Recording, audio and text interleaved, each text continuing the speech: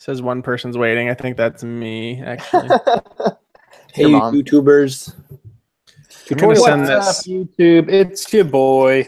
I'm gonna Hey, post don't forget this to link. like and subscribe. I'm gonna post this link really quick on our Twitter and Facebook, just so people will actually click it. For sure. Talk about something related to Marvel. Do we want to just get out and start talking about Infinity War? Or? No, Don't I'm spoil it. to fill. See that new Ant-Man and the Wasp movie. Oh yeah, that was cool. So I actually, it's kind of funny. Like I don't know anything about the villain Ghost, I believe is the name of the character. And the new Ant-Man? Yeah, and the new Ant-Man. I'll cross that trivia question off the list. Oh. Stupid idiot. I could have had that. Yeah.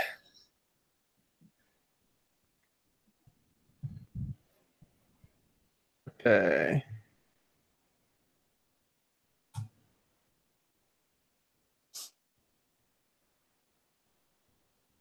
All right, it's up on Twitter and Facebook. I'll do the intro now. Luke, cool for gaming. He's back. He was the same guy that was on last stream. That's so funny. He's probably on the notification squad. He probably got an email or something. Okay. I will begin. Hey, everybody. Welcome to episode 35 of Hostel Discourse. We have another fun episode planned for you tonight, talking all about Avengers Infinity War and our review of the movie just released on Friday last week, as well as a few fun speed round debate questions, which are: who is the best super movie villain? What is the best animated superhero TV series? And lastly, which Avengers powers would be the best to have in real life? So Jacob will be judging those debates, and we have a new debate format for those, so that will be fun. We're going to talk about Infinity War at a high level at first, so if you haven't seen the movie, you can still stick around for a few minutes while we give our high-level reviews, and I'll put in the show notes when we start talking about spoilers, so you can skip to the debate if you haven't seen the movie, or if you don't care and you want to hear about spoilers, feel free to stay and listen to the whole episode. But first, let me introduce you to tonight's crew. Returning guest, Tim Witham. Welcome back to the show. Thanks for having me. Yay. Woo. And as always, my loyal co-host, Jacob Hunter. Hello again. And Joe Kuiper. Hello, everyone. I feel like Jared, he's under the title of co-host, but he hasn't been around that much lately. It's wedding season. Yeah. Their chance for a takeover. Okay, let's get into it. We can start with our high-level Infinity War thoughts. What did you like about it? What did you not like about it? Obviously, we'll get into more details later, but let's start with Tim, our esteemed guest. Did you like the movie? Oh, for sure. I think that's going to be a pretty common opinion amongst the people talking here tonight. I think the thing it did really well is it balanced a lot of the different plot lines that were going on in a very effective and deft way. A lot of the characters got screen time and really good lines, and I really liked how they interacted with one another. So yeah, it was great. A+ for me. Cool. Jacob, what'd you think? I think our maybe #1 Marvel fan, unless you want to claim that, Tim. I'm not sure. No, it's definitely Jacob. I don't know. But yeah, I love this movie. I saw it Thursday and Sunday of opening weekend and loved it both times. I think equally both times, and I think it might be top 3 MCU movies, Marvel Cinematic Universe movies for me. But definitely second what Tim said. But I also will say, like, if there is I guess I am like superlative exaggerating Jacob, but if there is one thing that I would exaggerate this to, it's the craziest movie I've ever seen. Mainly between the fight scenes and just the entire scope of the movie. It's so it just really is mind blowing. So I had a lot of fun seeing it even 2 times, and I'm probably gonna go see it with Drake next week. So looking forward to it. Does Logan still hold the #1 spot though? Yeah, I won't count that because it's not like the Disney Marvel movies, and that movie's just such a league of its own anyway. So yeah, that's true. But Marvel is in the process of buying the rights of X-Men from Fox, I believe. So that'll be interesting to see how they integrate X-Men in the future. yeah, I have a bet with my friend Jack, who I also did an Avengers death draft with. We had a bet on who was going to guess who died, like most characters that died. We also have a bet that I say that within 10 years we will have an Avengers versus X-Men movie. Wow. And I was going to ask you if you think that's going to be something that happens if, this merger goes through, I guess. Yeah. Oh, yeah. Do you think they'll be able to keep the same characters? Like, yeah, I don't know. I assume Hugh Jackman wouldn't be Wolverine. I think Hugh Jackman, regardless, has said he's done with Wolverine, right? Yeah, I would hope so. I really love the best part about Logan is probably just like the finality of it. So, but yeah, I don't know. Joe, did you like the movie? So everyone's talking about how much they like the movie. Honestly, I did too. No, I liked it a lot. It was a good movie. Yeah, well made. Obviously, my favorite parts we will discuss in the spoiler section, but overall, very good. Great. Well, I will agree. And I think this movie was very impressive to me. And I think that it kind of helped solidify a perspective that I've kind of been trying to form over the past few years. But and that perspective is that, I mean, these movies are essentially for kids, I guess it was PG-13, but those are still kids, teenagers. And like kind of the perspective I have watching a movie like this has always been like, I want it to be, for me, an adult. I want it to have like dark themes and things that Justice League have been trying to do, or not Justice League, DC movies. But Marvel has always done a good job of keeping them more light humored, having lots of humor in them, as well as just having awesome action and developing characters. But this kind of reminded me of Star Wars: The Last Jedi and just like the disappointment I had for it. And this movie, I think, might have changed my perspective on just like these movies in general, which Star Wars is meant for kids too. And like, it's hard to wrap my mind around that. But this movie just does a really good job at being fun. Not everything about the movie has to be tied up in a perfect bow. Like, there are things you can nitpick about it, but I don't know. I just don't have the perspective anymore of like wanting to nitpick that. I kind of just let things go. And I really enjoyed this movie more than I have even past Avengers movies or the past couple of Star Wars movies. Even though I obviously love the world of Star Wars, and I always will. But I really like this movie. I thought they really juggled a lot of different, storylines successfully. There's a couple of things that could have been improved upon, but definitely top Marvel movie for me as well. And I don't think I'll see it again in theaters. One was good for me. It's pretty long, but yeah, I liked it a lot, and I was very impressed, and it exceeded my expectations. All right, well, we can get into some spoilers now. So if you haven't seen it, you can jump ahead to the debates, but this will be your warning. I think we could kind of maybe just like walk through the movie as far as we can remember it, maybe not scene by scene, but kind of in chronological order. So I guess we can start with kind of the intro scene with Thor and his crew. What did you guys think of the opening? I would actually like to mention that I wasn't super stoked about the intro scene. I liked the movie in general, obviously, but like, I don't know, like now are all the Asgardians dead? They didn't really like show anyone survive, but according to the director, evidently people did survive because like that came out after the movie. So I don't know. It was kind of a weird, like, all right, everyone's dead except Thor and Loki kind of a thing. And like the whole point of Thor Ragnarok was that they saved a bunch of Asgardians. I know, so, yeah. I don't know. It seemed a little weird. Right before my second viewing, like the night before, I watched Ragnarok again. And it's like the perfect segue. It is funny. It is funny how like Thor's life really sucks all through Ragnarok. and then it gets better, and then you realize, oh my gosh, no, he hasn't seen the half of his troubles. Yeah. But yeah, I thought that's probably my least favorite scene too, Joe. Well, I don't know if it's your least favorite, but definitely like the weakest Loki. Yeah. He had just like a really cheap, like for the God of Mischief, like his best play at Thanos was just like sneakily walking up to him and pandering to him and just trying to stab him. Obviously, it didn't work. But yeah, not a great start, but I don't know. That's pretty good. Getting Heimdall and Loki killed right off the bat.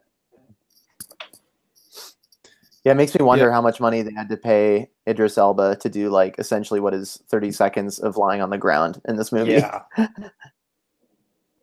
He does play that role well, but I mean, I wasn't even really sad to see him go. That whole scene kind of was a little flat for me too.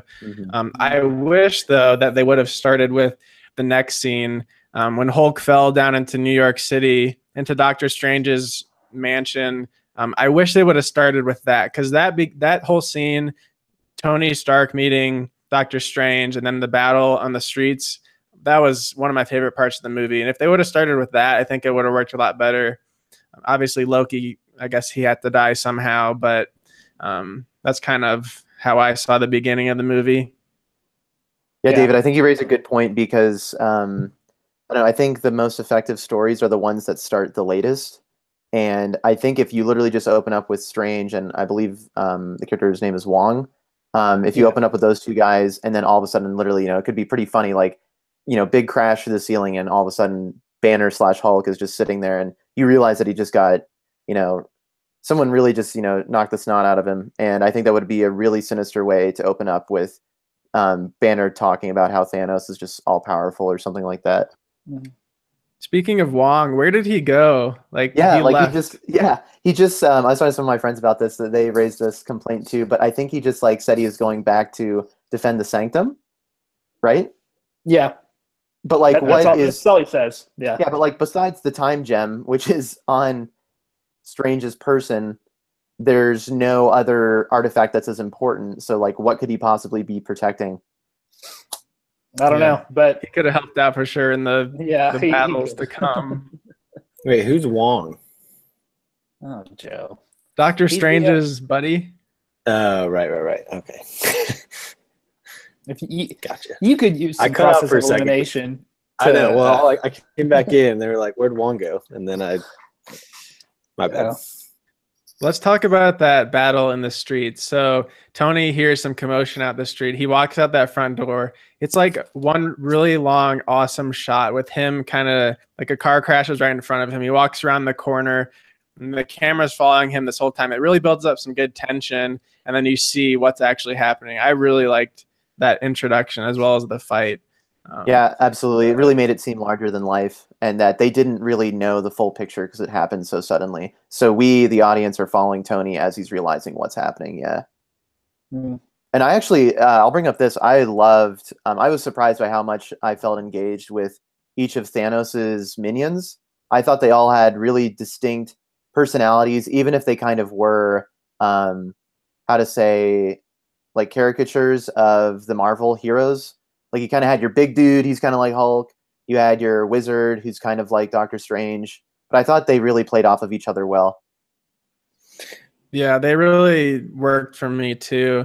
And when I initially saw the wizard guy, I don't know his name, he reminded me of the Sauron speaker at the Black Gates for some reason. Yeah. He has that long face and a big mouth. But yeah, he was really cool. And I really liked the battles between him and Doctor Strange. And I actually hadn't seen Doctor Strange. I watched it this morning.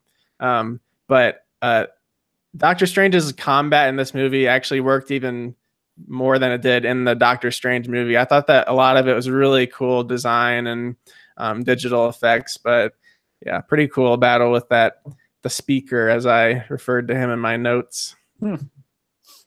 I liked him until I felt like his death was kind of anticlimactic and lame, but I mean, he wasn't the main bad guy, so I wasn't too upset about it. But they like just flush him into space. It's like, all right, see ya. Yeah. Yep. Wait, so like speaking of that, you know what I had a problem with that specifically is like every single ship I think we've seen in the Marvel universe has some sort of like, energy shields around it.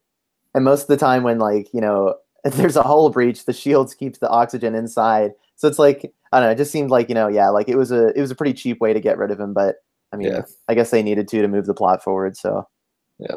Yeah, I mean, and they used that as well as kind of like a joke, because Spider-Man was making his pop culture references with aliens or whatever it was. So yep, totally. That helped out a little bit. Well, actually, like I was confused. That was from Alien, the first one, I think, but they mentioned aliens plural. Man, Peter's such a casual. Yeah. Well, like honestly, I can't remember the ending of Aliens, the second one, but I know at the end of the first one, Sigourney Weaver opens up the escape pod she's in, and the alien flies out. So I'm assuming that's what they were trying to get at. Yeah. So what happened next? The Guardians meeting Thor. Yeah, the Guardians meet up, and them and Tony are on Titan then, right? Yeah, it starts with the establishing shot for the Guardians. It gets you so pumped. They're playing Rubber Band Man by I forget the name of the band, but God, the card just says space, and like their ship looks so cool. Oh yeah, dude. That's what I liked was how well they like integrated all the like themes from the other movies. Like that was a prime example of like the Guardians. Just like you knew the Guardians were going to show up as soon as the music started playing and you see space. And that was well done by them. Yeah, and I thought the Guardians dialogue was like 10 times funnier than Guardians 2, even in Infinity War. I agree. It was not.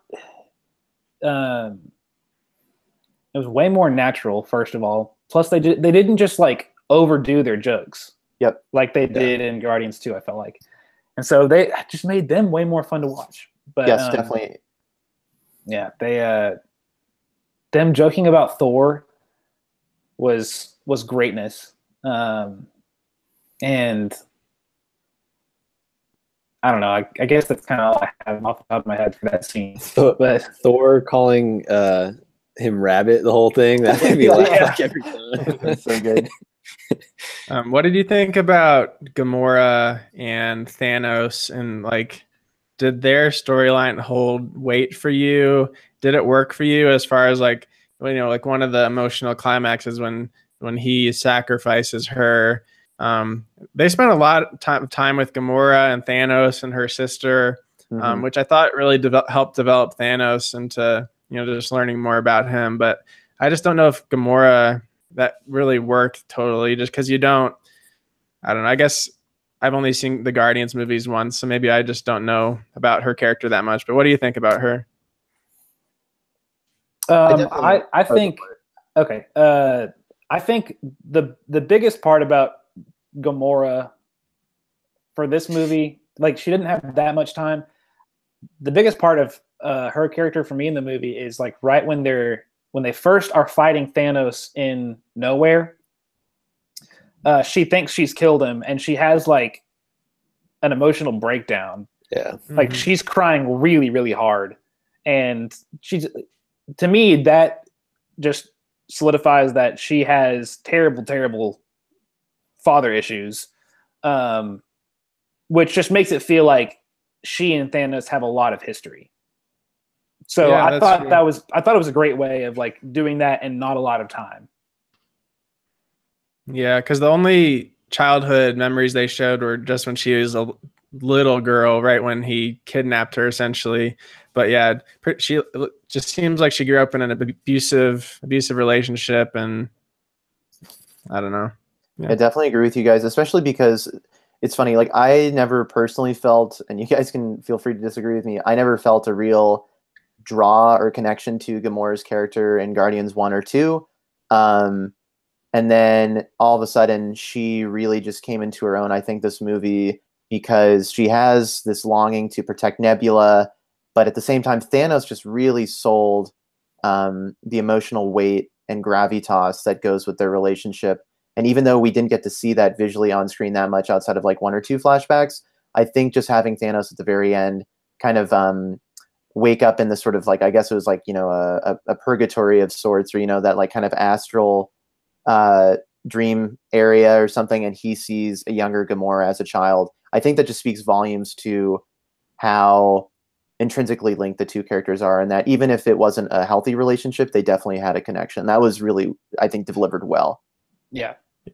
The scene where they're getting I think it's the soul gem, where Red Skull is like the little guide in there from Captain America. Why? Not played by Hugo Weaving, I don't think. It was a different actor. Oh, it was? Really? It sounded like Hugo to me.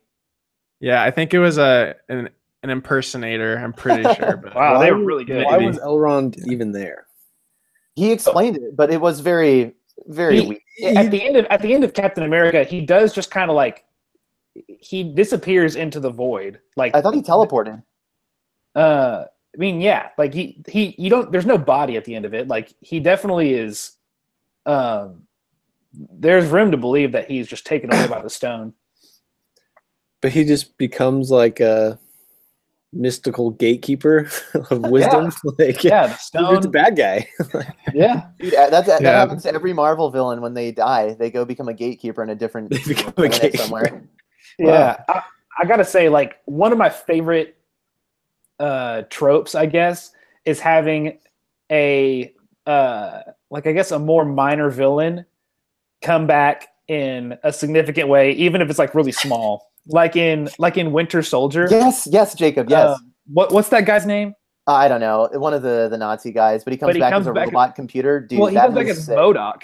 Yeah, like, dude. Oh, and they did such a cool design for him. Like I love that. That was sick. Yeah, but speaking of MODOK, did anyone like when I saw Peter Dinklage's character on screen for the first time? I literally was like, "What is this MODOK?" Because there were rumors that he was going to play MODOK, right, in an Incredible Hulk film. Jacob, like, do you remember that? I did not know that. I did not know that. Yeah, so like that was like rumored even I think before he had that role as Trask in Days of Future Past, but it just never came to fruition. So I'm glad we got Peter Dinklage in a Marvel movie now. I did not like his performance at all. I don't think he's a giant dwarf or whatever he was, but he described himself as a dwarf, but then he was huge, so it doesn't really make sense. But yeah, Peter Dinklage completely failed at his voiceover in Destiny 1. They had to re-record the whole thing and release it in an update in that video game. And he's obviously great in Game of Thrones because I think he's playing more of like a character like himself. But in this movie, he like has this weird, his voice just doesn't sound good. And I don't know. I think he should be banned from doing voice acting. I didn't really think he worked very well, but Tim, you sounded like you liked him in there. Okay, I will admit, I actually did like him more so for the goal, which is to get the sickest weapon in the Marvel universe. Oh my Jacob, gosh. bring it on home. Yeah, so if any of our longtime listeners can recall, in our debate where we argued what the most deserving next hero for a superhero box office movie, I argued for Beta Ray Bill. Stormbreaker is the name of the hammer that he's given. Oh, no way. Yeah, so and it looks just like that, except it doesn't have the. It doesn't have Groot's arm. Hey, I'm calling it now, guys. Next Avengers, we're gonna get Groot grown back from the hammer. From the hammer. That'd be sick. That'd be sick. Yeah. But yeah, I was going crazy. Like the Thor storyline was my favorite part of this movie, other than Thanos. Just anytime he was on screen, but I was going crazy when they built Stormbreaker. Yes, that was awesome. And so then cool. then it's like not that long before he gets bifrosted straight into the Wakanda battle, and he does that huge jump up where like he's just surrounded by storm clouds. He does like the lightning eyes thing. Yeah, gosh, that was so cool. Yeah, like I was worried for a bit that Thor had just taken a real emotional beating at the beginning of Infinity War, because like we see him at the end of Ragnarok realize that when Kate Blanchett's character Hela is just like, remind me, you're the god of what again? And I know it's really cheesy, but he does have this like introspective moment, like, oh yeah, that's right, I am the god of thunder. And he just, kicks tail with all of his lightning powers and stuff. And I was worried we were not going to get to see that Thor again, and that character buildup had been for naught. But I'm glad exactly like Jacob said, he came in with the Bifrost, coming in hot, and just went nuts with his new weapon. It was great. Loved it. He had and I know we're skipping ahead a little bit to the last battle and Wakanda, but Thor had the dopest hero entrance when he slams into the ground, and that was like one of the coolest parts of the movie, and one of the only times they did that. They usually have it a couple times in Marvel movies, just like that hero slam the ground entrance, but yeah, that was pretty awesome. And then he destroyed the whole battlefield essentially.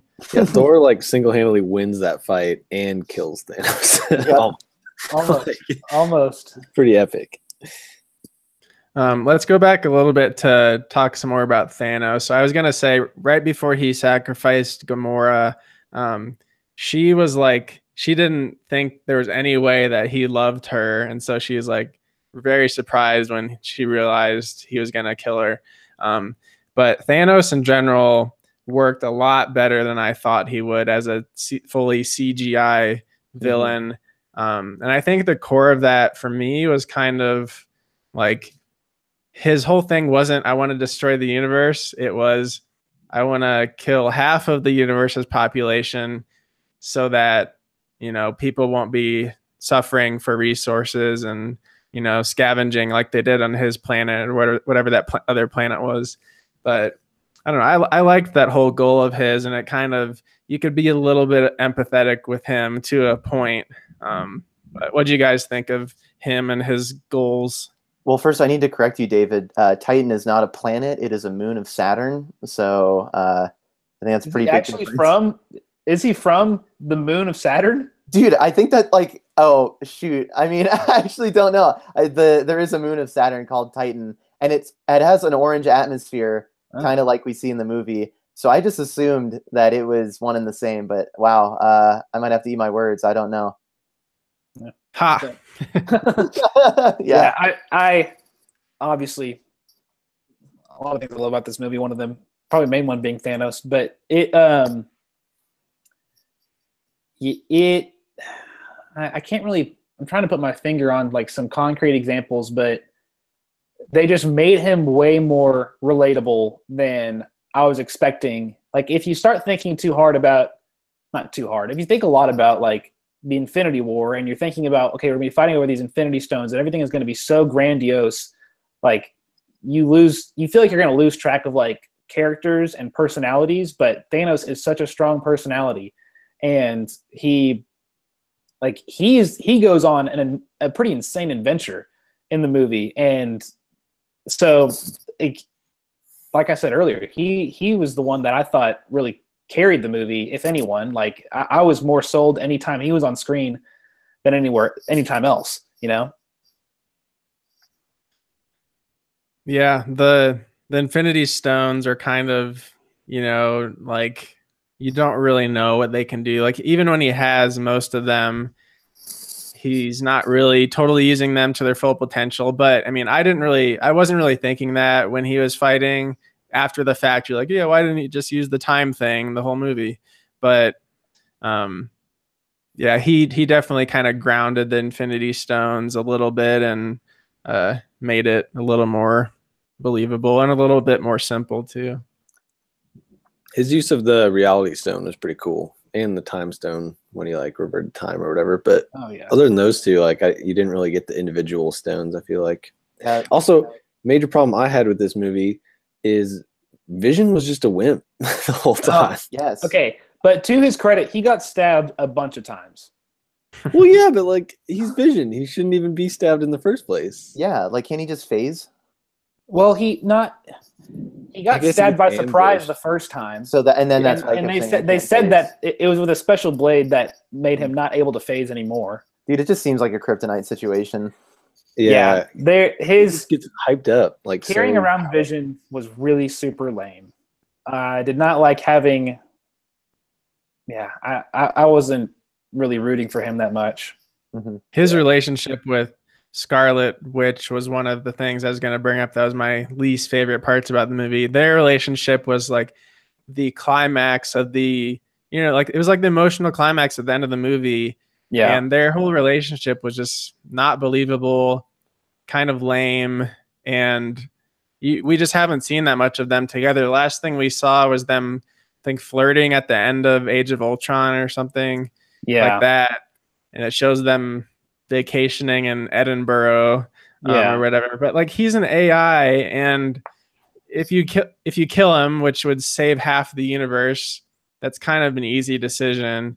She has some issues if she can't do that. And Tony and Banner could just rebuild him. Like it's not that difficult. Well, he couldn't do it without the stone. That's how they had to use the stone to build him, to make him like truly sentient. But like all of the dialogue like they're having with I guess those are like, they're not, no, I don't know if they're actually Avengers, but like when it's Vision and Scarlet Witch and Captain America and whatever, they're all in that room and they're just planning everything right before they go to Wakanda. It's just like very stereotypical cheesy dialogue about like, no, you have to do this. She's like, no, I could never. And like, well, why don't you just think about it a little bit more, you know? So yeah, it's almost as frustrating as what's his name, Chris Pratt. Yes. Oh my gosh, bro. What's his character? Star-Lord. Peter Quill. Peter Quill. It's almost as frustrating as him not just helping to pull Thanos' glove off. Those were two just like completely emotional decision making by them two. That was just like, come on. Well, I think it was necessary, and it's very much in Peter's character, which is good because he's kind of immature. But also, Doctor Strange at this point knew that was going to happen and that it needed to happen. Yeah. I'm behind the theory that Doctor Strange knows what's going down. Oh, he has to. I mean, like, there's. Well, he did. Like literally just sat there, went ballistic. Yeah, 15 million to 1 odds. Yeah. 14,605,000. Sorry. Do we think that the one he saw where they won is what's happening, or do you think that he just didn't see a winning alternative? Without a doubt. Strange would have changed it to be like the one he saw, no matter what. Because I think he was pulling his punches. Yeah. Because he would have used the time stone if it needed. He said his dying words were, "It's the only way." Yep. Yeah. But I do want to go back and say that the scene before Star-Lord screws everything up, that is the emotional climax for the movie for me. Yes, Jacob. I'm right there with you. That part is so intense, especially when Mantis drops in. They've got him in like the sleep state, and they're trying to figure out where Gamora is, and she basically tells them by reading his mind and just like reading his emotions, just says that he's in mourning. God, it's so intense. And, yeah. Who knew that Mantis could be such a cool part of the Guardians? Exactly, man. Oh yeah, what a weird power. Yeah, I was going to bring up Mantis. I was so impressed because I thought she was just there for jokes and being kind of an emotional punching bag in the second Guardians of the Galaxy. Now, not only is her power really useful, but I don't know, she brings like a real sense of innocence to the group, and it's heartbreaking to see her realize the emotional state of Thanos almost as much as Thanos is going through it. Yeah. Oh yeah. That whole battle is also maybe tied with the first New York battle, like one of the coolest. I wasn't that big of a fan of the massive battle in Wakanda. It wasn't that special, but the battle with Spider-Man, Iron Man, against Thanos on that planet was really awesome. Mm-hmm. Iron Man's suit was ridiculous. He kept pulling out so many gadgets and stuff, and he just, at the beginning, he was like, yeah, it's a nanotechnology. Yeah. Well, it's funny because like when in Iron Man 3, I know, we're going to talk about that movie. He gets Jacob, it is the Extremis armor, yes? I don't know. I think so. So like it's funny to me that it took this many movies to get to the level of interconnectivity that Tony has with his suit now, because previously all the suits have been very much like individual parts, and now it's really nanotech. Like that's really sick, and it being completely mentally controlled by Tony is kind of, I think, the ultimate synthesis between him and the machines that he's made. So yeah, you're right, this was really quite excellent, and I think the coolest suit we've had yet. Like, I get so impressed every time we see a new Iron Man suit. He's not my favorite character, but they just keep upping the game with how cool his suits are. Like, it's really pretty cool and impressive. Man, they Go ahead. okay. A very fun thing to do is just look at the characters from this movie and like the first time we saw them, and I think like the biggest Iron Man has just learned how like he's just become an amazing fighter. Because he actually like if you can remember he's trades a few punches with Thanos right before he gets stabbed. Yes. He pulled a really sick move where like he did this weird spin kick thing and like pinned Thanos' hand down with the nanobots from his leg. Yes. It was like hardcore kung fu stuff. So yeah, I don't know. That was a big example for me of just them being like, you could just tell that there have been years and years of adventures on these characters to see how far they've come. Wow. Yeah, and sticking with that nanotechnology, obviously he gave Spider-Man his suit as well. And in Spider-Man Homecoming, I was like, does Spider-Man's suit need to be this technologically advanced? Like, I don't know. It's kind of like, I'd rather just have him have his normal powers. But like Spider-Man in space with this suit, with the special legs on the back of it and everything, like I thought it worked. It was pretty sweet in the space battles. And yeah, I mean, at some points he was like just catching Mantis because she was like blown away, and he's like, "Oh, I gotta save this girl." And yeah, I don't know. He did. I mean, I love Spider-Man in this movie. He did great, especially the acting at the beginning and all the comedy and everything. And at the end.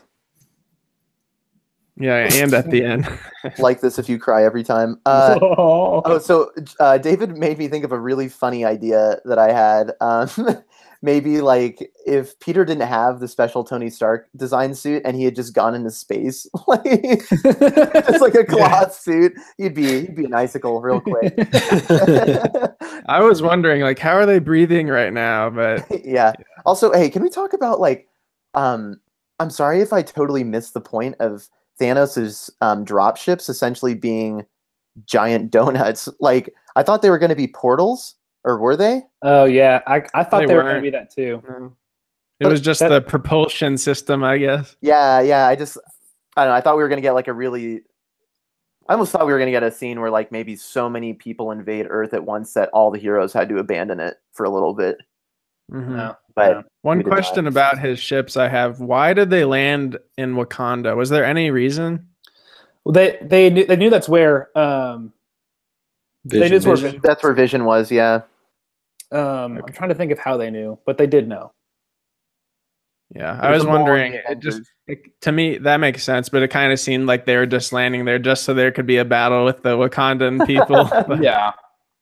Or should I say the Gungans? Yes, the Gungans. Hey, actually, you know what's funny? I thought this fight scene is the only fight scene I've seen since Lord of the Rings that reminded me of a Lord of the Rings style battle because of the river running through. I don't know. I just got kind of a Helm's Deep vibe a little bit from that. But I thought actually, I don't know, you guys might not have liked that much, but I thought a lot of heroes that typically play second fiddle shined here. Specifically, War Machine had some incredible weapons that he used. And then Bucky also had some good moments too. Yeah, I'm a pretty big fan of the combat that was going on in like the big mass battle on Wakanda. Normally, I think that stuff gets really boring just watching like quick shots of hand-to-hand combat, but I don't know, like they made it seem really fast-paced and violent.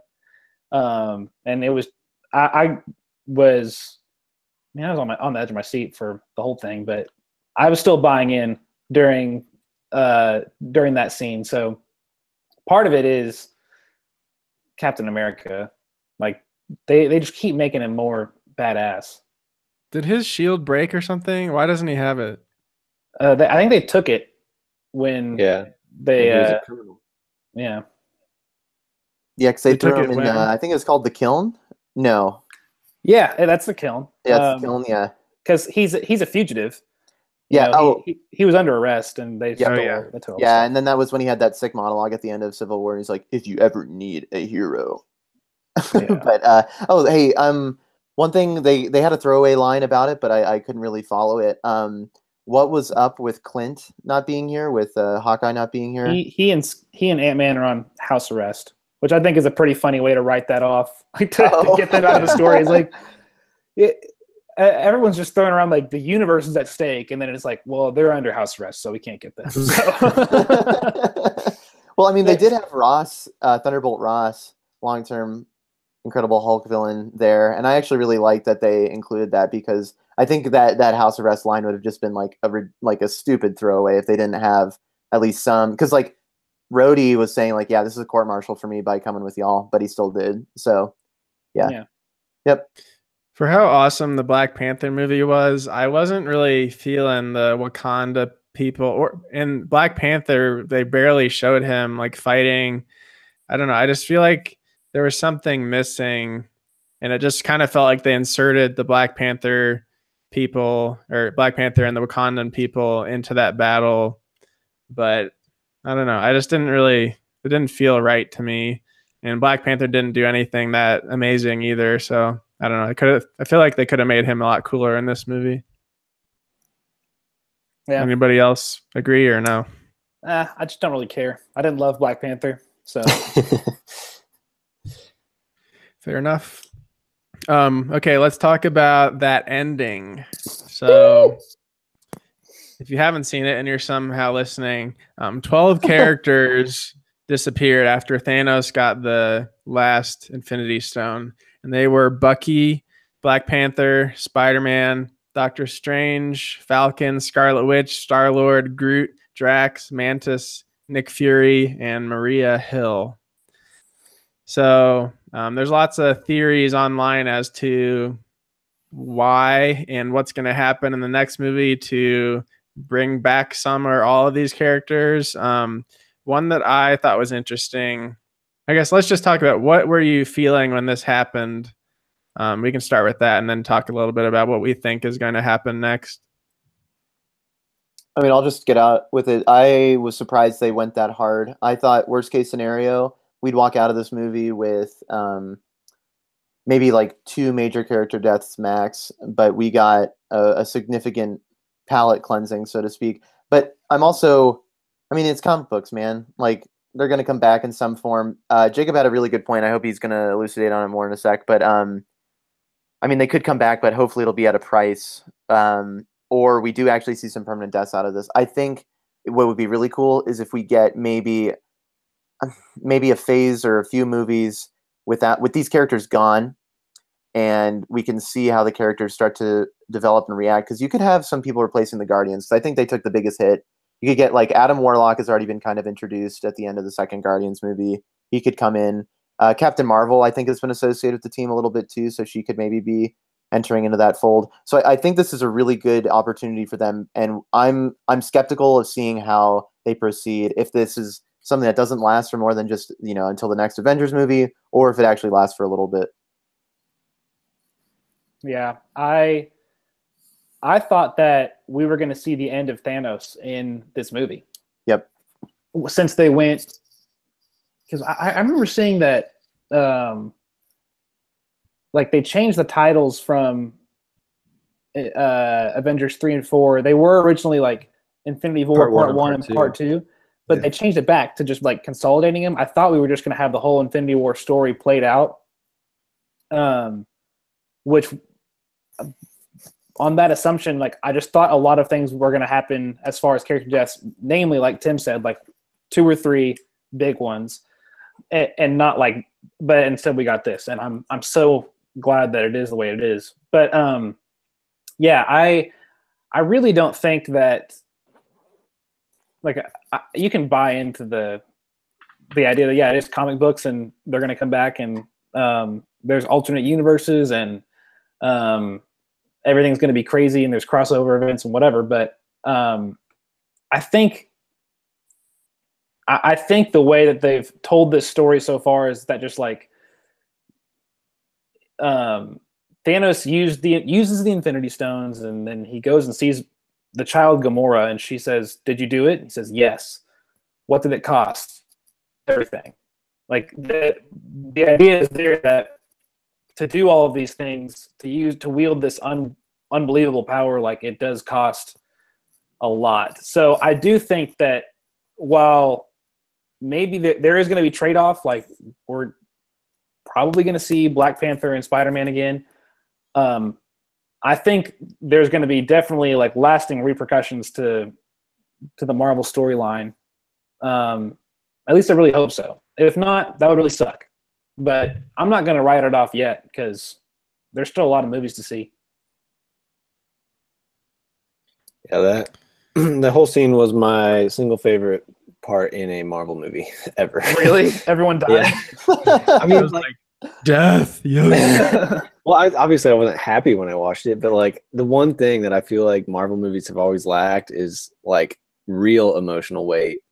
And I feel like this movie finally gave it to us, and like in a huge dose. And I just loved that they did that they were like bold enough to do it. And like maybe they'll bring it back and they'll like lose a little impact or whatever. But like taking just like huge franchises like Spider-Man and Black Panther and being like, psych, they're dead now. Like I thought that was really cool. And the way that they did it, where it kind of like you cut to each character and you're like, oh, who's gonna die? Like Black Panther was reaching for that one girl, and you're like, oh, the girl's gonna die, and then Black Panther dies, and you're like, what? And like every single death, and then Peter when it's like, I don't want to go to Mr. Stark, and it's like, oh, geez. And how each character reacted when they like realized what was happening, I thought that was cool too. Like Star-Lord was just kind of like, oh man, and then like I don't know. Nick Fury was like, "Oh, mother!" That was funny. So I thought it was very well made and a great impact for sure. Yeah, I had a hard time kind of just like taking the emotional impact and not thinking about what movies are in the works for the future already, like the Black Panther movie 2, Spider-Man 2. Yeah. And Guardians 3. So right when they showed Black Panther died, I was like, no, there's no way this is going to be permanent. And then Spider-Man also, and then like all the Guardians. But one interesting theory that I saw was all the people that disappeared are actually the ones who survived. And everyone who was left are the ones who are actually like dead or going to die. And I think what this is kind of based on is a lot of the people who survived, like Iron Man, Captain America, several others, their contracts are done, like their acting contracts. And a few of them have been open about like not wanting to act in Marvel movies anymore. So I don't know, that could be really interesting. If all the people you think lived are actually the ones who die, or I don't know, could be something interesting like that. But I didn't read too much into it or read all the theories. I kind of wanted to give my opinion and not other people's on this podcast, but I'm sure there's lots of stuff out there right now. Yeah, I think like the overexposure to the development of these movies has been such to the detriment of all moviegoers. Like there is nothing good about knowing what movie's going to come out in 5 years. Yeah. Agreed. Well, we can wrap it up, I think, and move on to the debates. I wanted to just mention one thing. In one of the trailers, it showed Hulk running in the battle, like in the woods or something weird. He was in like obviously Wakanda. Hulk. I never got that. Yeah, Bruce Banner was in the Hulkbuster suit, but he wasn't in the battle as Hulk. So very interesting, like misleading trailers the past few years. Like Rogue One from Star Wars was completely different. So maybe trailers aren't that bad after all, because they're completely different movies than the one that comes out. Yep. Yeah. No, they're still garbage. They didn't have that. They didn't have the one line from the first Infinity War trailer where he says, "Fun isn't something one considers when balancing the universe." Yeah, I didn't notice that. That was not in the movie. Oh my gosh. Hey, FYI, I really hope some of Thanos' one-liners from this movie reach the level of quotability that Bane's did. I think he had some great ones. Like, you know what? When we were talking about the fight scene when they tried to rip the gauntlet off his hand, and when I knew things were about to get serious and like have real repercussions was when Thanos says he gets hit by Tony and just looks at him and says, "Really? All of that for a drop of blood?" And I was like, "Oh, I don't know." Yeah. Josh Brolin just had like such a heavy hitting delivery of his lines. It just had such weight behind it. It was great. Yeah. Agreed. All right. Well, I think that is going to wrap up our Infinity War review. We can move on to the speed round debate questions. Woohoo. Jacob's going to be the judge. So I think the format's going to go like this. We'll each do 30-second intro, 30-second rebuttals, 30-second expansions, 30-second rebuttals, and then 15-second closing. So that makes 5 rounds for the speed round debates. Let's start with the first question, which is, who is the best super movie villain? Best movie super villain of all time? And Jacob, I can hand it to you and be strict on the timing. All right. We'll do. All right. I'm going down the line as I see him on my Google Hangout. So we're starting with Big Joe first. Are you ready? I sure can be. All right. Ready, set, 30 seconds, and go. Best movie villain of all time is the Joker, but we took him out of this competition. Second best movie villain is Loki. He carries a different air about him that is not seen in other villains, and obviously the best villain of all time is the Joker, and we like him because he's just kind of this anarchical, different villain that's not just after power. And I think that that's kind of similar to what you get with Loki. All right, you had 5 seconds left. Good for you. Big D, you're up. Ready, set, go. The best super movie villain of all time is Magneto from the X-Men movies, played by Ian McKellen. He is an amazing villain, very relatable villain, and a villain that kind of stands on the line between good and bad, because his motivations actually aren't totally bad. He wants to save the X-Men or the mutant population from being persecuted. He has a very tragic background in the Holocaust, and he really matches up well with... Time up. All right, Tim. Ready, set, go. Okay, I'm saying Green Goblin, mainly because Willem Dafoe just absolutely annihilated this role, and he made it an iconic delivery, and he brought gravitas and drama to a genre that was just starting to get going, because superhero movies weren't really widely considered to be great at the time, and also that he's an intelligent and really psychotic villain because he's willing to kill and maim Spider-Man in order to get what he wants. Awesome. Okay, now 30 seconds again. Is that it? Are you? Yeah, I'm good. Yeah. Okay, yeah. All right. Let me pull up the format again. Give me 1 second. I think the next one is a rebuttal. So address other people's arguments, not your own. Yeah. Ready? We'll go Big Joe again. We'll go right back down the line. Ready, set, go. The problem with both of your villains is that they're just super boring, and Magneto is just after a thing that no one can relate to. I'm sorry that the government's after your thing, but you're blowing it way out of proportion into this super neo-Nazi kill everyone that's against us kind of way. And Green Lantern is just this guy who's after power and is rich dude who just wants to throw pumpkin bombs at people. And I just reduced everyone. You're out of time. You're out of time. My classic debate format. Stop, Joe. All right, David, ready, set, go. Joe, we just went through the review of Infinity War. The beginning of the movie sucked. The first scene with Loki, and Loki's character really declined over the course of the Avengers movies. From the first Avengers, yeah, he was great, but he declined in the Thor movies into the butt of every joke, and he was just Thor's brother who got kicked around, and he really just declined as a character and did not end up as a good villain. And the Goblin, Ian McKellen is a much better actor. You're out of time.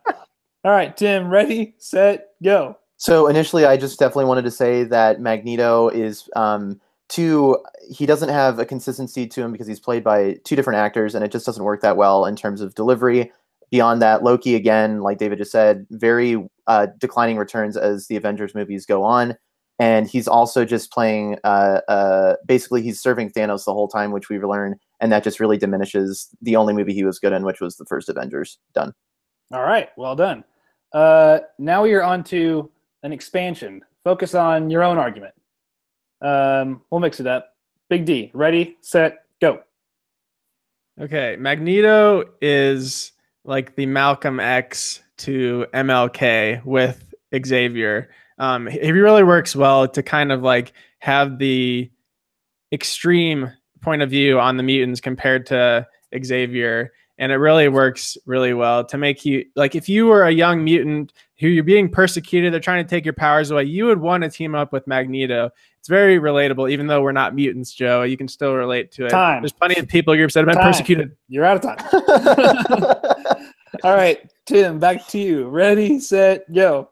Okay, again, I'm going to quote one of his great lines in the first movie, "Go for the heart." He's an intelligent villain who knows how to get to the emotional core of his adversary, namely Spider-Man. Beyond that, Willem Dafoe just absolutely annihilates this role. He's a great actor. And again, like I said, he brought a lot of real weight to a type of movie that hadn't really proven itself yet in the box office or in the eyes of critics and fans alike. So I think without him, supervillains today would not be what they are. Done. All right. Joe, ready, set, go. Loki's been in like 6 movies now, so obviously there's going to be diminishing returns regardless how many movies you're in. But he still carries this weight of like, I'm the shifty little guy that you never know what I'm going to do. And I do agree that in Infinity War he sucked, but that was kind of a one instance out of 6 movies, and I just think he brings that shifty, I'm a bad guy because I have daddy issues kind of mentality that I think is nice to see in a villain, as opposed to just I'm a bad guy because I want power, or I'm a bad guy because my people were persecuted. You're out of time. You're out of time. Okay, one more round of rebuttals. Tim, we'll start with you. Ready, set, go. I think the melodrama that comes with family drama like Loki's bringing is just silly. And plus, he didn't even make good on many of his plans. He took this whole time in Thor 2 to become the new king of Asgard, posing as Odin, and yet this was something that was completely thrown away the second Thor Ragnarok starts. So yeah, not good. And Magneto, he's just too inconsistent between movies. Done. All right. Joe, ready, set, go. Loki sucks.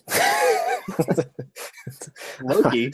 I don't know. Loki's not a great villain. All right. Joe is disqualified. I'm going to take myself All out right. of this. The first time ever someone's taken themselves out of Jared is commenting on the YouTube live stream. Give Joe last. Joe even knows he deserves last. I do. All right, David. Ready, set, go. All right, so the Green Goblin is way too scary for a kid's movie. He's absolutely terrifying in his mansion. He freaks me out when I saw that movie as a kid. And Loki, I mean, you're disqualified anyways. He's the clear worst choice in this. I don't even need to get into that, but Magneto all the way, baby. Hey, I gotta say this. Genocide is way scarier than anything Green Goblin ever tried to do. Okay, come on. We got 15-second closing statements. Tim, ready, set, go. Okay, just saying Green Goblin is scary is proving my point. He was an incredible villain. Willem Dafoe, scary dude. He sold that role. And Genocide, ridiculously high level. No villain needs to do that to accomplish his goals. All right, David, go. What makes a supervillain great is their relatability, their backstory, and their powers. Magneto's powers are like some of the coolest in all of superhero movies. You want them, and you kind of see where he's coming from, where he, in his mission. Out of time. All right. Wait, I want to get mine. Okay. The winner of this one is Tim. I thought he did a great job of balancing his rebuttals. Also, he brought in a quote, which was powerful. And David, I like your point about superpowers, but it came in too late. I wish you had that in a different part. For the record, I think Magneto should have won this one. Wow. Well, just to back up what David did say, though, I was going to say that when he uses the pumpkin bomb and like kills some dude, that stuff still haunts me. like you see his like skeleton and he gets like molten. Yeah. Like, oh, it's terrifying. I haven't seen that movie in a very long time. I want to rewatch the Sam Raimi movies when you come visit. Oh, absolutely. That sounds good. Oh, I will have a plug for Willem Dafoe while we're talking about him a bit. He was in the Florida Project, which I watched recently. Excellent movie. So he is a scary looking dude. He is. He is, dude. Yeah. All right. What's the next question? Next debate question is, what is the best animated superhero TV series? Okay. We'll start with the winner. Tim, ready, set, 30 seconds, go. Okay. So Teen Titans definitely just had an amazing cast of characters, mainly because they function better together, and heroes that otherwise might not have been as great on their own, such as Robin or even Cyborg, together just formed a really cohesive team. Each character got a season that was dedicated to their own character arcs, so that made them develop well over the course of the show. And finally, the art style and music really just made it unique and different than anything else that Cartoon Network or other networks were putting out at the time. So together, it made a really unique show that really stood the test of time. Perfect 30 seconds. Big D, ready, set, go. Justice League Unlimited is the best superhero TV show ever, and the name kind of describes one of its strengths. It's unlimited potential. It really builds upon the core Justice League from the original Justice League TV show, but it adds in all these different superheroes. It doesn't overwhelm you, but each episode is a contained story that really you get to learn about new superheroes each time, as well as kind of build on those solid characters from the OG Justice League. Another perfect 30 seconds. Joe, keep it up. Ready, set, go. What my argument is about is the good old-fashioned Powerpuff Girls, a little bit of sugar spice and everything nice. Yours are great, but mine, it carries something that yours doesn't have, and that's empowering women in the roles of superhero movies. Okay. And it's an important thing to do, and I think they did it best. All right. Now we're on to 30-second rebuttals. Joe, you can start. Go. Okay. Justice League Unlimited, it was a really good show, but it also tried to incorporate like 1,000 characters into a TV show, and over 3 seasons, and like sometimes it just felt like they were using throwaway characters. Yeah, that's all I had. Okay. I blanked. All right. David, ready, set, go. You're saying Justice League is... Crap, I forgot I was going to say. Teen Titans is a kids show. Justice League is for a more mature audience. It's way better. It's more adult themes. It's more fun to watch when you're not a 10-year-old. And Teen Titans just has too much stupid humor in it compared to Justice League. And Powerpuff Girls, I could say the same thing. Pretty childish, but also Mojo Jojo is like the coolest villain in Powerpuff Girls. Pretty You're lame. out of time. All right. Tim, ready, set, go. Okay, first of all, the Teen Titans dealt with really adult themes, such as Raven literally having to come to terms with her father being an interdimensional space devil. So that's pretty freaky. Beyond that, Justice League Unlimited just had way too many characters, and Teen Titans did a lot more with a tighter cast that proved that they could really get any mission accomplished and develop more cohesively and succinctly without having too many extra filler characters. And they had plenty of strong female characters, including Tara, Starfire, and Raven. So there you go, Powerpuff Girls. Done. Perfect 30 seconds. Okay. Expand on your opening arguments. We'll start with David. Ready, set, go. You want to talk about women empowerment? Hawkgirl, Wonder Woman, Supergirl. You're saying that they have too many characters. The show still focuses on the core Justice League, but it really brings in these other characters that you get to know and love. Booster Gold, who's been brought up on previous episodes of this show, great new character. And just like the contained stories, yeah, there's unlimited potential with all these characters, but I mean, there's episodes that focus on one character. Batman still has specific episodes. Time. Other people do too. Time. All right. Ready, set, Joe. Oh, okay. I didn't know who that was. Look, I'm going to bring up a point that David actually used in our discussion of Infinity War, and that's that these superhero movies are for kids. And none of these are better for kids than the Powerpuff Girls. And I think that Justice League Unlimited is basically kind of like a fanboy service to middle-aged guys that love watching these superheroes fight. And Teen Titans, and it was a little bit younger age demographic for sure, but Powerpuff Girls was for the kids. It gave the kids a little bit of empowerment, and it just kind of it was what it was meant to be, for kids. All right, well done. Tim, ready, set, go. Okay, I'm just going to end with saying that the last episode of Teen Titans was really heavy and showed over the entire course of the show how one character, Beast Boy, goes from being a kid and it kind of being a kid's show earlier on, and then developing more adult themes, symbolizing how we also grow with the shows as we age. And mainly because he had to deal with one of his really good friends getting amnesia and not remembering him ever, the times they had together. So really it just shows that as the show got older, so did the audience, and I think it really reflected those themes of growing up well. Dang. All right. Rebuttals again. We'll start with Joe. Ready, set, go. Yeah, both of your things, like you said, have female elements to them, but what they lack is like a central female character. They're still kind of the side stories in a larger male-dominated plot, and I think everything you see nowadays is like, oh, look at this male superhero, that's so cool. And now we're getting movies like Wonder Woman, but I think movies like Wonder Woman have kind of spawned off of the influence of TV shows like Powerpuff Girls. All right, Tim, ready, set, go. I really don't have much more to say other than I know Teen Titans is just something that really speaks to each of us in our own way. It has a unique art style, cool villains, and multiple seasons that really have long trending arcs, which really reflect kind of what we expect from TV shows nowadays. You guys have good arguments, but I really just don't think that they hold a candle to this show that was really able to grow with us as we got older. Yeah. Reminder, this is the rebuttal round. So, David, I'm gonna hand it off to you for the last one. Ready, set, go.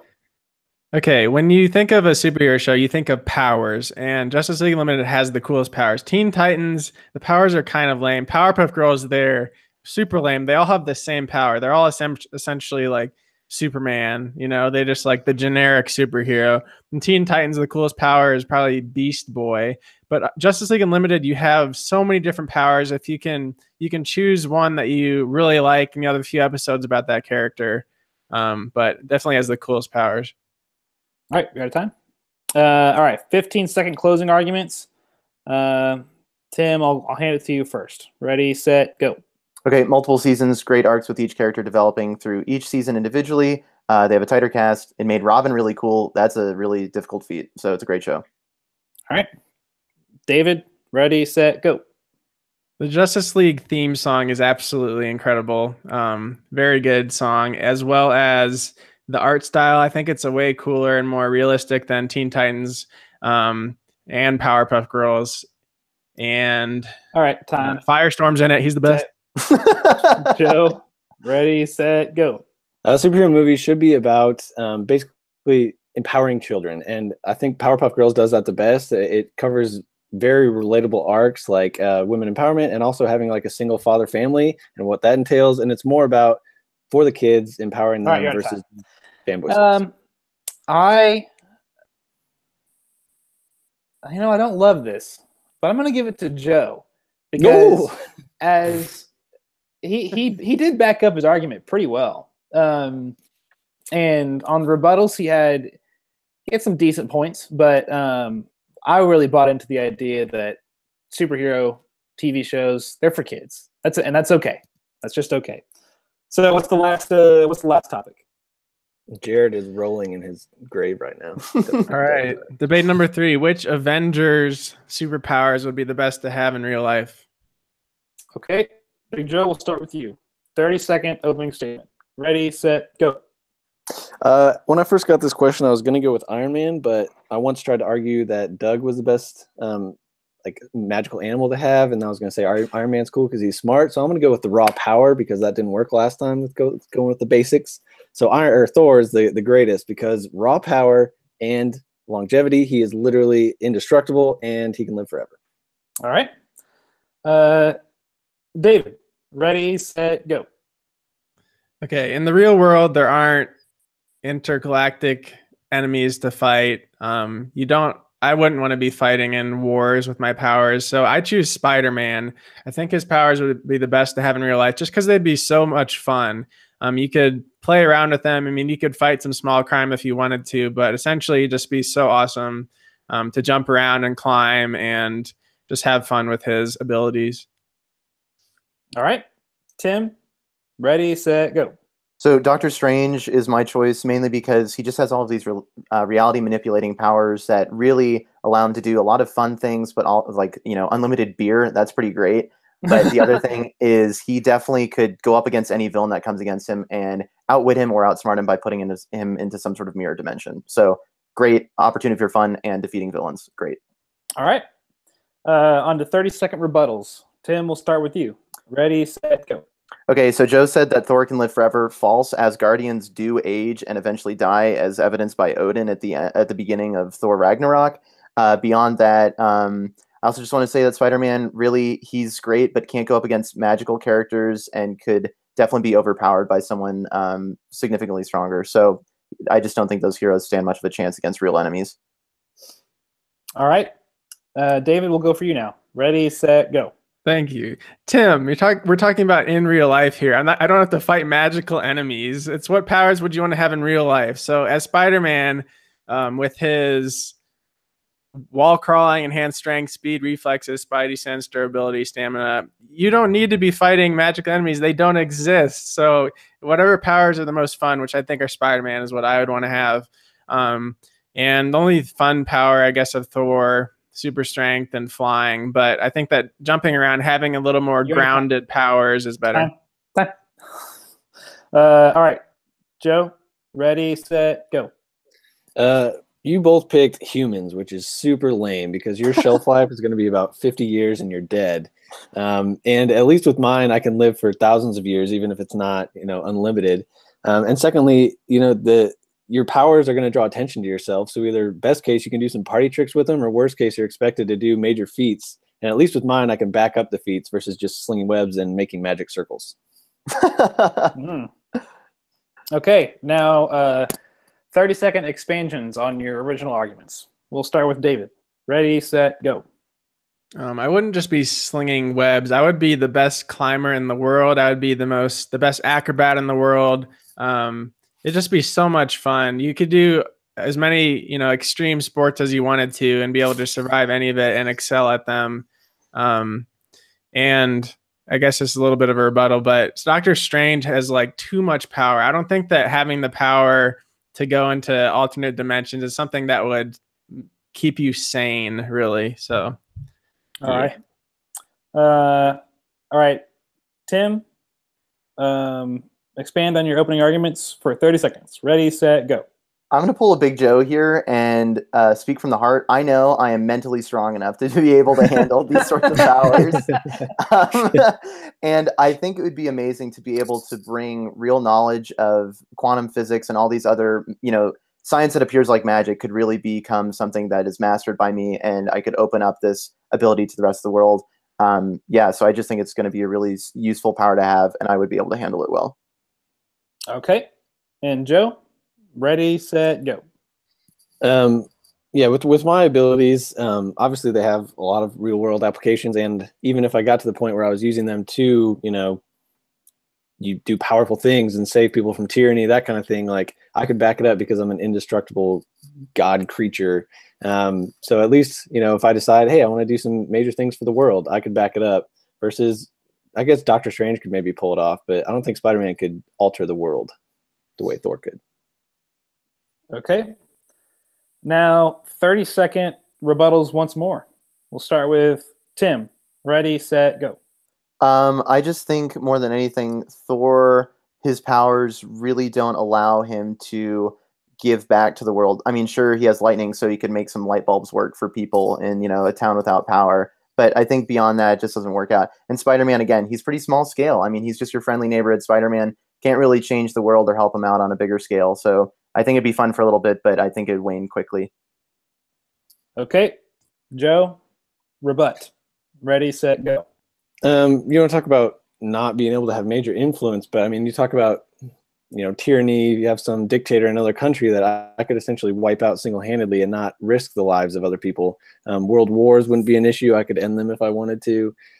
Basically, it is a lot of power. But if you choose not to use that power, you can also just live a happy life, because I'm going to live for thousands of years and see how, things go. I'd be the smartest, wisest.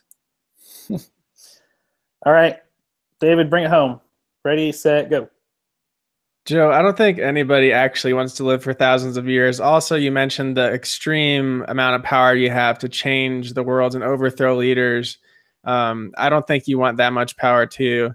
And also Doctor Strange, kind of on a similar vein, like he can look into other dimensions and stuff, but it's also very dangerous. And I just think that Spider-Man has the best powers to have a relatively normal life, except for all those, physical abilities. But yeah, maybe I wouldn't be able to. All right. Able to what? 15-second closing statements. We'll start with David. Ready, set, go. Joe, I don't know what kind of life expectancies you're looking at in med school, but I'd live a lot more than 50 years as Spider-Man, and I'd have a lot of fun doing it, being able to to climb, which I love doing, and many other things with my friendly neighborhood powers. All right. Joe, closing statements. Ready, set, go. I think Infinity War would have some things to say about Spider-Man's lifespan, and I also think that maybe I shouldn't say that because that might be a spoiler. I guess should we cut that? I guess I forgot. And you're out of time. So I'll bleep it. Don't worry. All right. Okay. Tim, closing statements. 15 seconds, and go. More than anything, Doctor Strange is just going to be able to teach his powers to other people beyond just him. So I think he could have, beyond his own life, really people could learn how to utilize these powers well for the good of mankind. All right. Well, David might have had an advantage from the beginning because I do agree with him, but I also think you guys' powers seem too scary. And I think David just sold me a little more. Although I will say he doesn't understand the point of the Spider-Man powers. Ooh. You know, What is that, Jacob? Obviously, with great power comes great responsibility.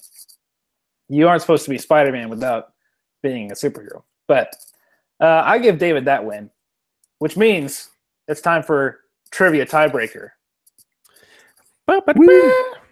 Okay, Jacob, I mentioned stopping small crime in my opening statement. I think that's true. So responsibility right there, baby. 4, 5, 6, 7, 8, 9, 10, 11, 12, 13, 14, 15. I have 15 questions, and we'll just see.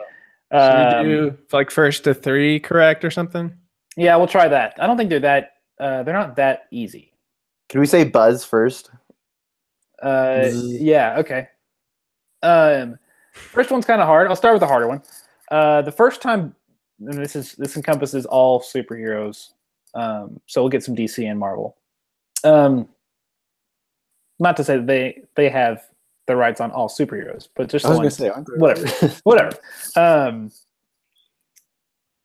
In the Marvel, no. The first time Batman and Superman met was in Superman Comics issue 76. What year did it come out? The closest person wins. Buzz. I don't know. Like, all right, Tim. 1947. Okay, I'll take all answers and whoever's closest. Okay, 1939. Okay, Joe. 1948. Oh, Big Joe wins. It's 1952. He's the dirtiest. All right, dirtiest trick in the book. Joe's got one. Someone was watching The Price is Right. Yeah. What is Wolverine's birth name? Buzz in for this one. Buzz. All right. Logan. No, I'm afraid not. Buzz. Yeah. Randy. No, I don't think you're gonna get it. Buzz. Would have been William. Nope. It's James Howlett. Oh, dang! All I did know that. I wouldn't have known it. But. Which of the 9 realms do the Frost Giants live in? Oh, Buzz. Buzz. All right, Tim buzzed in first. So Trondheim. Nope. Oop. Buzz. Yep. Sovngarde. Nope. Dang it. Skyrim. Sounded right. Is that what that is? Yeah. Buzz. All right. Middle Earth. I don't know. It's Jotunheim. Jotunheim. Okay. That's Maybe I this said one's a little bit easier. In Marvel Comics, who are the founding members of the Avengers? Oh, Buzz. All right. And if you paid attention to Jacob's poster, then you would know. It's got to be Iron Man, Wasp, Ant-Man, Iron Man, Hulk, and Thor. He said Iron Man twice, but yes, that's correct. Oh, okay. Sorry. I got too excited. All right, so 1-1. Let's go. Okay, in the Marvel movies, Jarvis was the name of Tony Stark's virtual personal assistant before it became Vision. What is the name of his new assistant? Buzz. All right. Friday. That's correct. All right, 2-1. Okay, this one's kind of fun. Marvel and DC had a crossover comic event. They made a lot of different new characters based on combinations of one character from DC and one character from Marvel. So I'm gonna list a character, and then you have to guess who or which 2 characters it is a combination of. One from Marvel and one from DC. Okay, so we'll start with Dark Claw. Buzz, All right. Black Panther, and Batman. No. Dark Claw. I'll just guess Nightwing and Black Panther. Nope.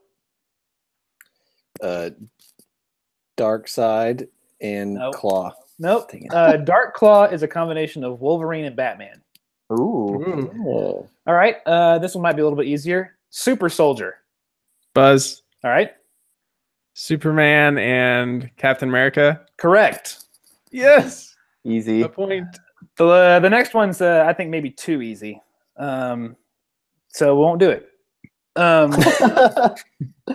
What is the DC Universe event that caused the timeline to split between Prime Earth and New Earth? Buzz. Yeah? Infinite Crisis on Infinite Earths. Nope. Ooh. I don't know. All right, it's Flashpoint. That's probably the nerdiest one. But okay. What is the first film packaged and licensed by Marvel Studios? Buzz, Yeah. Buzz. David? Iron Man 1. Nope. Oh. Buzz. Buzz. I'm gonna say Tim? that. Oh yeah. The really, really first Fantastic Four. You know which one I'm talking about. No, it was not that. Oh, okay. Buzz, the Incredible Hulk. Wrong. It was Blade. Oh, dude, Wow. that's right. Yeah. All right. The Hulk is voiced by Mark Ruffalo in only one movie, Thor Ragnarok. Who voices him otherwise?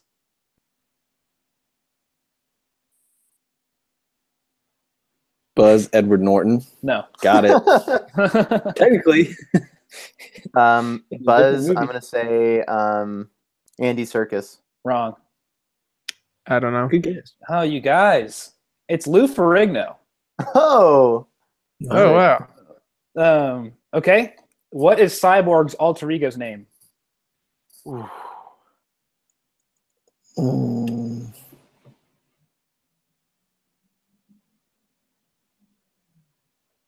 No clue. Yikes. It's Vic Stone. Sick. Which borough of New York is Spider-Man from? Buzz. Buzz. Yeah. Tim? Queens. That's correct. I think that gives Tim 3. Yep. Tim Yeah. wins. Tim wins. Woo! Congrats. Well Thanks, done, guys. Tim. It's the classic guest star bias. Yeah. Yeah. Oh yeah. What was the final crossover name? Spider Boy. Ooh. Spider-Man and Superboy. Yep. Spider-Man. Dude, that'd Spider-Man. actually be. I'd read the heck out of that comic.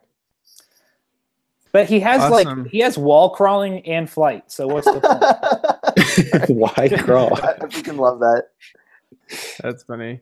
All right. I think we're going to wrap up this week's show. Thanks, everyone, for tuning in and those who joined on the YouTube live stream. Be sure to leave us a rating and review on iTunes. It would help us rise in the ranks. And I'm not sure what next show's about, but we'll let you know on social media, Twitter, Instagram, Facebook. Thank you, Tim, for coming back. Always good to have you. Thanks for having me, guys. Appreciate it. Thank you, Joe and Jacob, as always. Yeah. Oh yeah. All right. We will see you next time. Bye-bye. Bye. Bye. Bye. Woo. Stop Can we those stop recording recordings now? and save them carefully. Yep.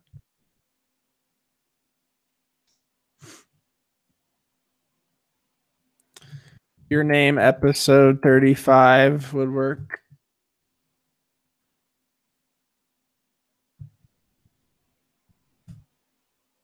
That was fun, guys. It was one, really yeah. good. Thanks. That format for debating is really fun too. I like it. Yeah, it's fun. And you know what really helped? I don't know if this is cheating, but I had my own timer going. Oh, nice. Yeah. I don't know. That didn't. helped me keep it low. Cheater. You know me. Hey, I'd like to say thanks for the win, guys. Couldn't have done it without you. Also, I'd like to point out I can only win via trivia, not actual debate quality. You won a debate. 1 out of 3. Yeah. Was it Jacob? Was that actually who? Oh, we're still broadcasting. Oh, we can't let them know our secrets. Was that actually who you thought won, or are you just trying to distribute the points evenly? I shouldn't say. Joe, last in all of them, I assume. I will say I loved Tim's argument for Teen Titans. Thanks, man. Yeah, I didn't have much bad to say about it. I couldn't think of any rebuttals. Yeah, it's tough because like it's weird. Like I just thought of that and I was like, dude, Teen Titans really could work. But I think David, you absolutely chose the correct argument for best movie villain besides Joker. It is Magneto. Like He's no so one else good. has this. You're right, because his motivations, while really extreme, you can understand where he's coming from, and I think that level of understanding, like we got with Thanos, is key to making a compelling villain. Yeah. In my defense, Oh, David, I just emailed my audio to you, FYI. I don't know if you maybe got it. Okay, sweet. Oh, I'm gonna stop picked all the of yours. stream. Thank you, Noob Reaction and Hostile Discourse fans for tuning in. Bye. Bye.